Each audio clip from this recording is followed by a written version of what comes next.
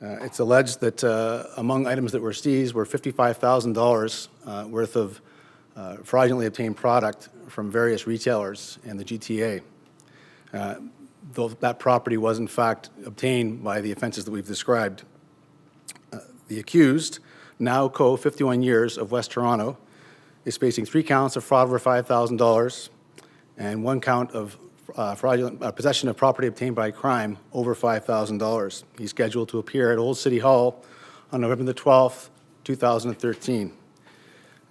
There are some security images that were captured of some other players in this scheme. On my right, you'll see the female to the right of the photograph.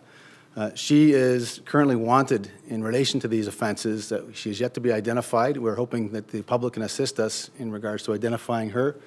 And on the left of the 2 photographs of the suspect and the accused person, that would be, could you please go back to that, the photograph of the accused? Yes, the accused on my left here, Mr. Khou. We would like the assistance of the public, especially the retail security industry. We would like them to look into their own archives, their photo digital records, and determine if in fact they have any similar offenses on record that may involve the accused. We have reason to believe there are offenses committed beyond that at the big box retailers and also into the electronic retail industry.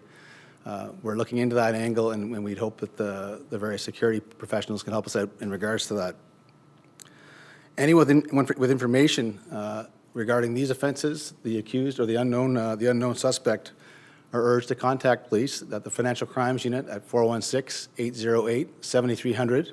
Alternatively, they can call Crime Stoppers at 416-222-TIPS or online at www.222tips.com. We'd also like to thank the Home Depot for their efforts in assisting us with this investigation. As a result of their efforts, it came to a successful conclusion.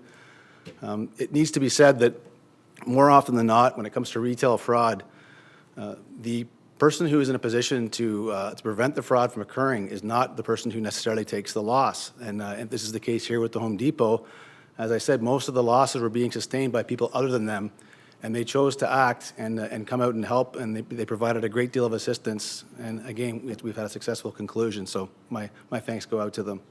That's all I have for you now, folks. Detective, can you go more into the scam that appears to have been taking place? What exactly happened with the gift cards? Well, there's various angles, but what was occurring was fraudulent checks were being uttered at Home Depots. There's over 200 that we're aware of. They were uttered over a 30-day period, resulting in substantial losses. There's also an allegation of the misuse of various payment cards. Those payment cards, we believe, were fraudulently obtained or stolen or perhaps loaned by a co-conspirator. That all remains to be investigated, and the balances were artificially inflated through the use of forged checks and the like. And those products were also being used to make purchases at retail stores, primarily the Home Depot.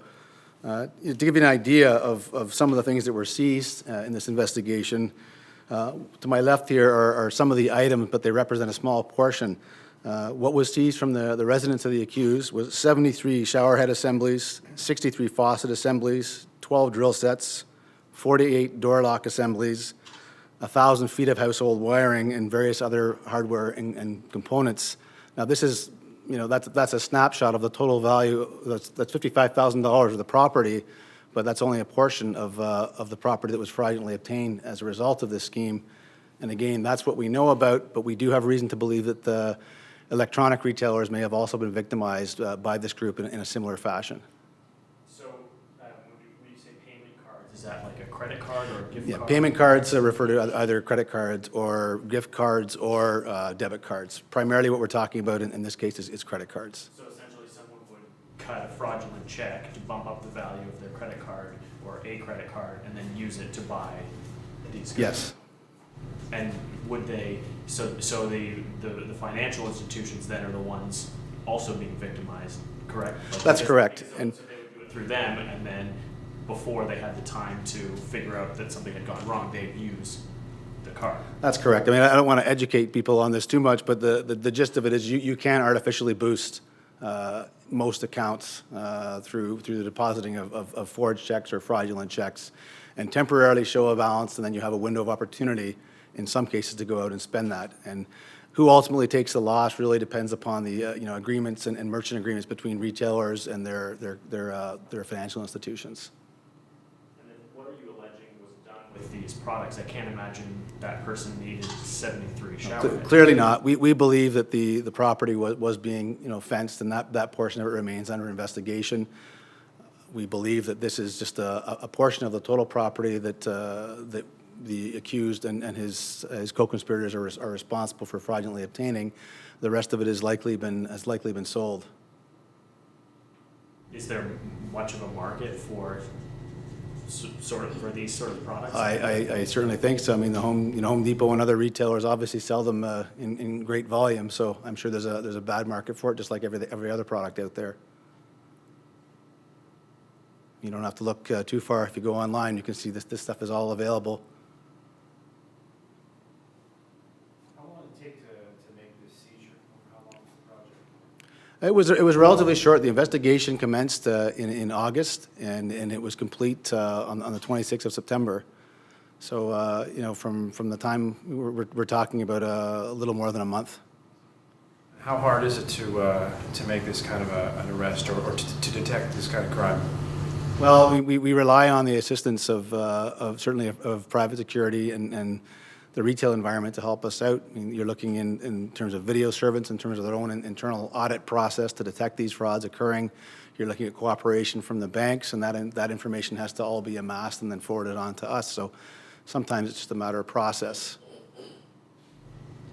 How would this hurt, say, the average consumer or resident of Toronto? Now, ultimately, we all pay for it. There's a fraud is built into the cost of any item which is purchased, and obviously the more that it happens, then the more we're all going to pay for it in the end.